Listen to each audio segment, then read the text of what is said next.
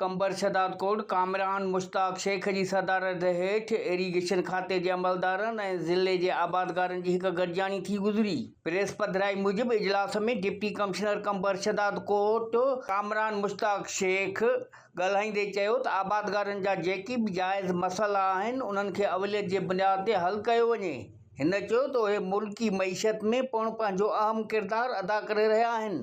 उन लाइ ज़रूरी आहे त खेनि मसइलनि बाबति मालूमात वठी उन्हनि खे हल कयो वञे। डिप्टी कमिश्नर पारां आबादगारनि जे शिकायतुनि ते लाॻापियल अमलदारनि खे हिदायत कंदे चयो त कैनालनि ऐं शाखुनि जी घाटी सां गॾोगॾु ड्रेनेज जे पाणीअ जे नेकाल जो ज़रूरी बंदोबस्तु कयो वञे।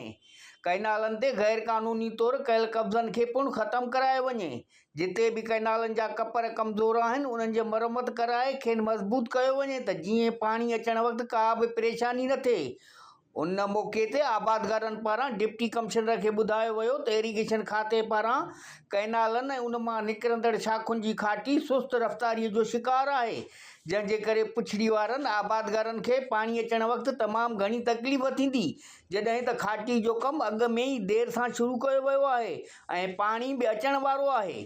आबादगारनि पारां डिप्टी कमिश्नर खे गैर क़ानूनी तौर ते क़ाइमु कयल रुकावटुनि बाबति पिणु शिकायत कई वई। उन्हनि खे ख़तमु करण जी पिणु घुर कई त जीअं पुछड़ी जे आबादगारनि ताईं पाणी आसानीअ सां पहुची सघे।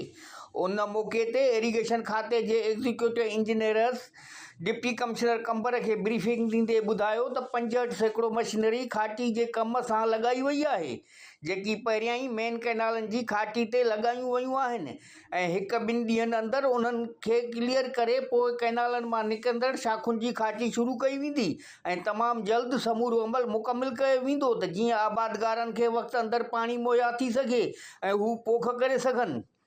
इजलास में एडिशनल डिप्टी कमिश्नर 1 ज़ोहेब ज़मीर ओढाणो खां अलावा इरीगेशन खाते जे ऑफिसरनि, इंजीनियरनि, ज़िले जे आबादगारनि पिणु शिरकत कई। कैमरामैन आदिल अली खोसो सां गॾु मोहम्मद मिठल खोसो, कोशश डिजिटल कंबर।